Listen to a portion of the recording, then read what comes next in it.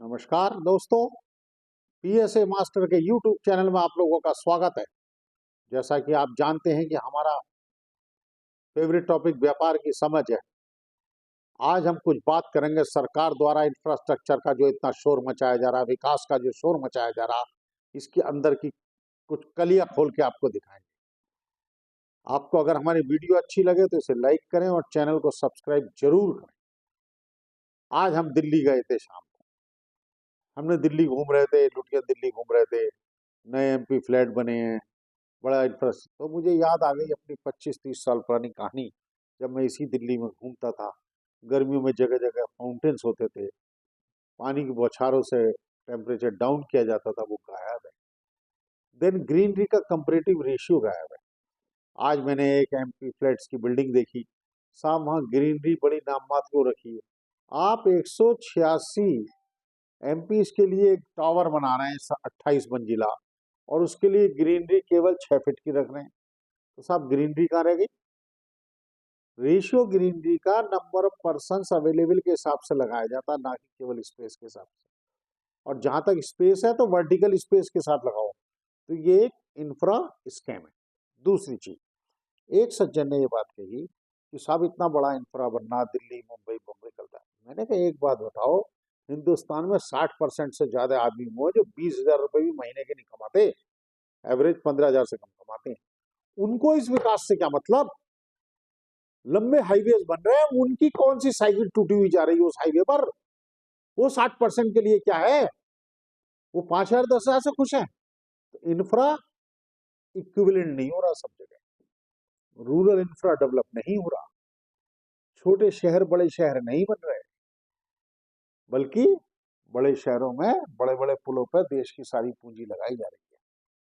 कारों वालों के लिए इंफ्रा बन रहा, लंबी गाड़ियों वाले के लिए इंफ्रा बन रहा, लेकिन इंफ्रा साइकिल पथ का ही नहीं है। साइकिल वालों के लिए जगह नहीं है भैया सड़क पे। पैदल चलने वाले को पिछले वीडियो बता चुके गायब है जगह। तो पैदल चलने वाले साइकिल, इवन स्कूटर की लेन नहीं है।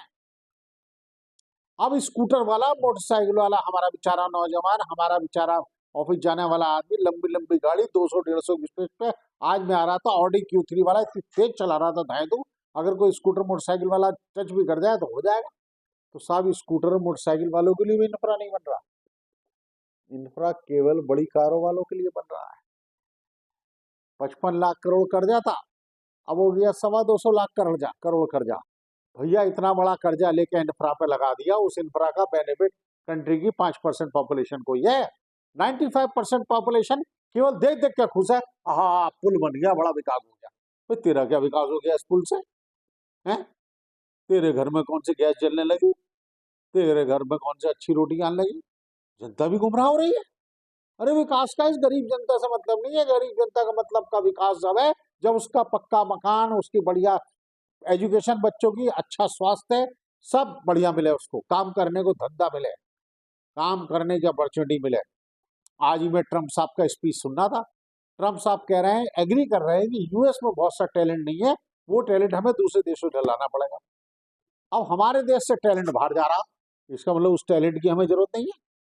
तो हम पे क्या इतना टैलेंट सरप्लस हो गया कि हमारे लोग बच्चे पढ़ने भी बाहर जा रहे हैं, रहने भी बाहर जा रहे हैं? तो यहाँ क्या है?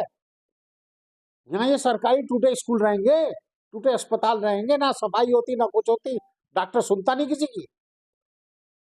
तो हमारा देश क्या उनके लिए रह जाएगा? हमारा टैलेंट चला गया, हमें टैलेंट नहीं चाहिए। वाह वाह, हमारी सरकार के पास टैलेंट की जरूरत ही नहीं है, क्या बात कही है।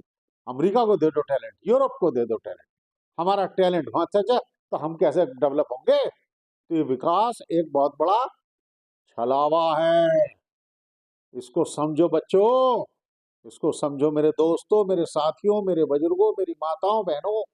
विकास को ध्यान से समझो, विकास आपके लिए क्या है उसको समझो। ओके फ्रेंड्स, तो इस विकास जुमले को थोड़ा सा समझो। व्यापार क्यों नहीं विकसित हो रहा? रियल जमीन खरीद तो दुगनी हो रही है 1 साल में, फैक्ट्री लगा दो खाली 10 साल में दुगना नहीं हो रहा। बड़ी दिक्कत है भाई साहब, तो कुछ करना पड़ेगा इसके लिए। तो इसके लिए जागरूक होने की जरूरत। Thank you friends, all the best.